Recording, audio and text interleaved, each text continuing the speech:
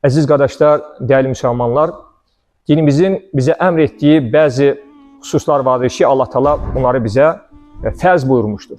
Məsələn, namaz qılmaq, oruç tutmaq, həcc etmək, zəkat vermək.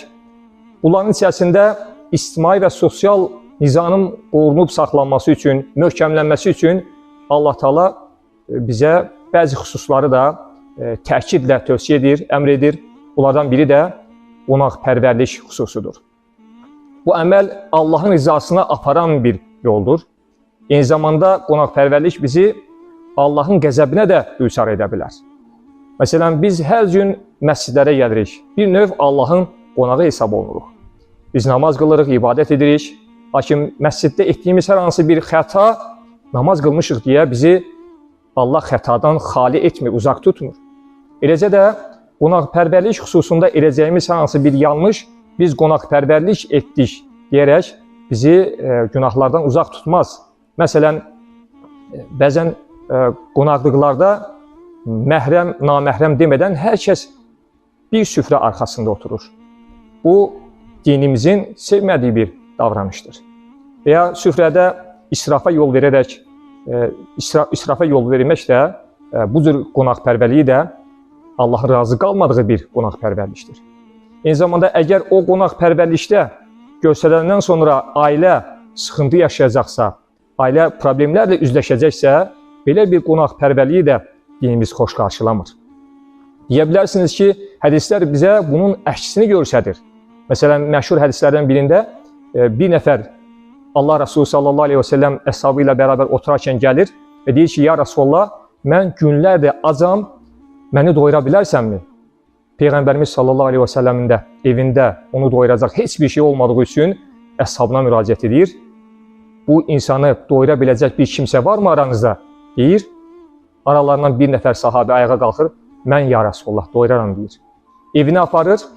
Lakin evində həyat yoldaşından soruşarkən aydın olur ki, evində sadəcə qonağına yetəcək qədər bir yemək var. Odur ki, uşaqlarını erkən yatızdırır.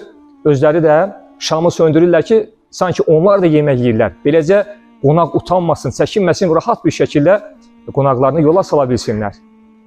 Və səhər olduqda sübh namazına gələrkən həmən o qonaqpərvərliyi göstərən şəxsi Allah Resulü sallallahu aleyhi ve sellem görür və deyir ki, sənin etdiyin bu qonaqpərvərliyə görə Allah səndən razı olur. Deyilə bilər ki, axı burada Allah Resulü sallallahu aleyhi ve sellem Allahın ondan razı olduğunu söylüyor. Halbuki ev əhli orada sıxıntı yaşadı, uşaqlar az yatdı, özləri az yatdı, qonaq isə tox oldu. Amma məsələ başqa bir xüsusdur. Yəni burada təbii ki, günlərdə az qalan bir sahabədən söhbət gedir. Amma qınanan məsələ isə bəzən qonaqpərvərlik göstərdim deyərək ev əhlinə insanlar əziyyət verirlər. Özləri əyləncə yaşasın deyə ev əhlinə sıxıntılar yaşadırlar. Qınanan xüsus bu xüsusdur təbii ki. Xütbəmin girişində oxuduğum hədis-i şərifdə Peyğəmbərimiz sallallahu aleyhi və səlləm buyurur ki, Allaha və axirət gününə iman edən kimsə qonağı ilə gözəl rəftar etsin. Baxın, Allah Resulü sallallahu aleyhi və səlləm qonaqpərvərlik xüsusunu anladarkən bizə bu məsələni imana bağlayır. Allaha və axirət gününə imana bağlayır.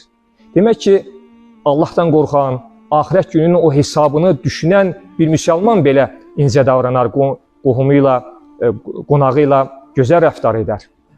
Həmçinin Allah Resulü sallallahu aleyhi və səlləm qonaqpərvərlik xüsusunda zəngin bu qədər qonaqpərvər olmalı, kasıb bu qədər qonaqpərvərlik etməlidir. Belə bir sərhəd qoymur. Çünki Allah Resulü sallallahu aleyhi və səlləm bir hədisdə buyurur ki,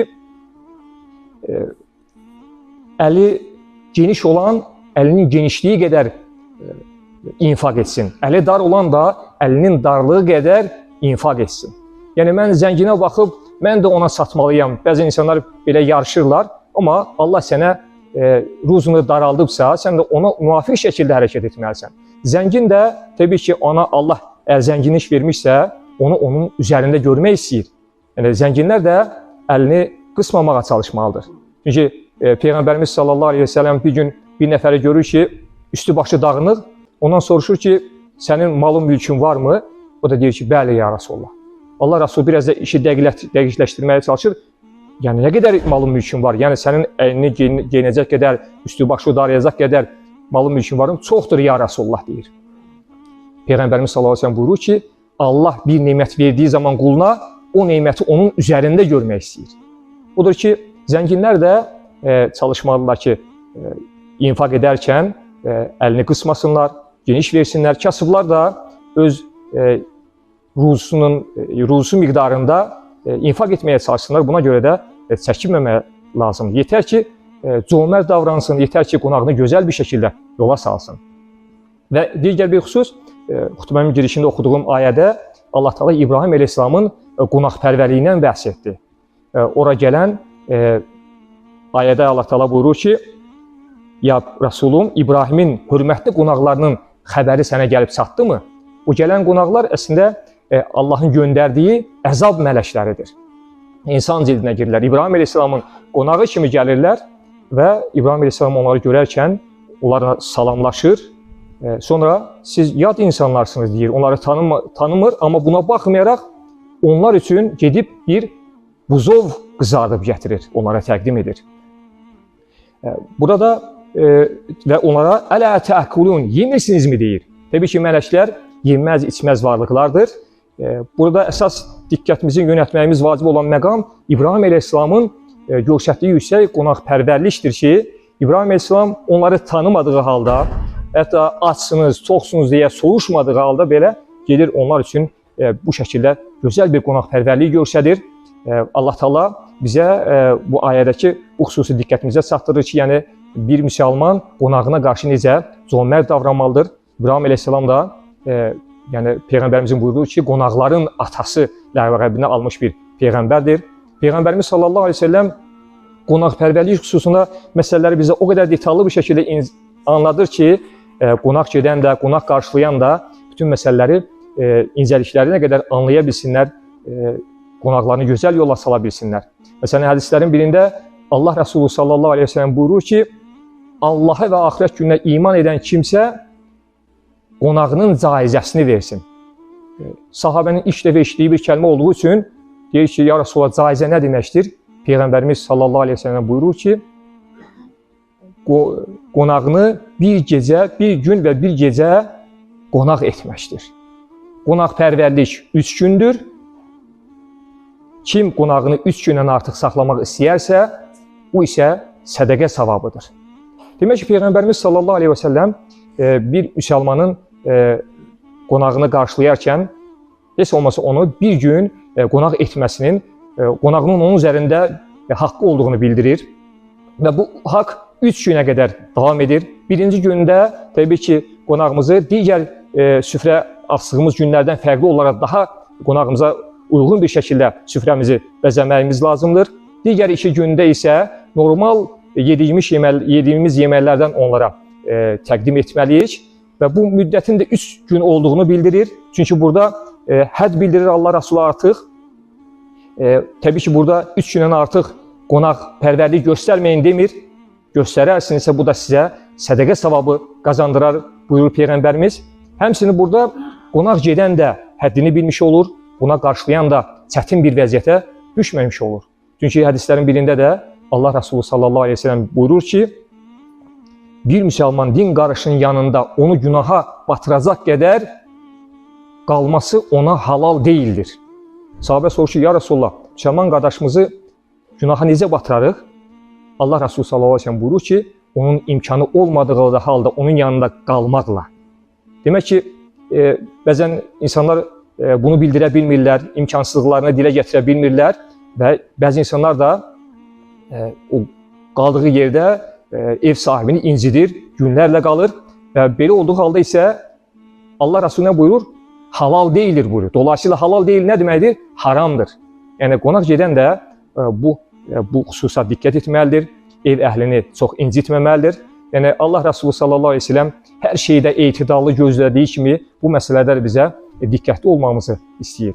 Bəzən insanlar evimizə qonaq gələr deyə evimin ruzusu azalar deyə düşünürlər. Halbuki qonaq gəldiyi zaman özü ilə bərabər ruzusu da onun gəlir.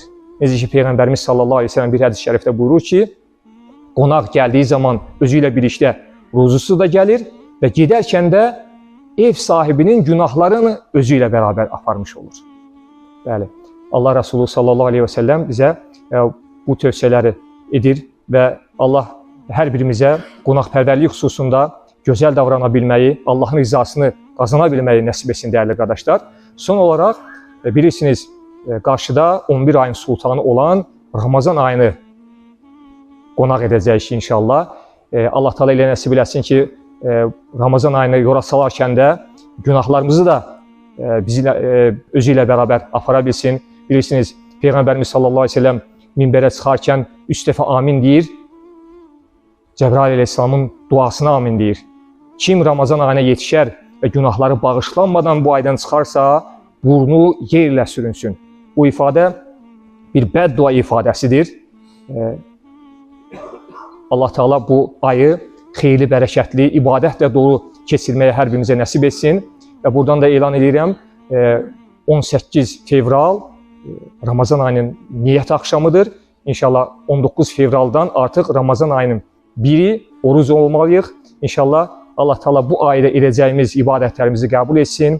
Rəbbinin rizasına nail ola bilməyi nəsib etsin. Çünki bu ay sadəcə yemədən, içməkdən, şəhvət uğurlardan uzaq olmaq demək deyildir. Bütün varlığımızla Allaha təslim olmağa çalışmaq, müttəqilərdən olmağa çalışmalıyıq. Allah belə kəslərdən etsin hər birimizi. Amin.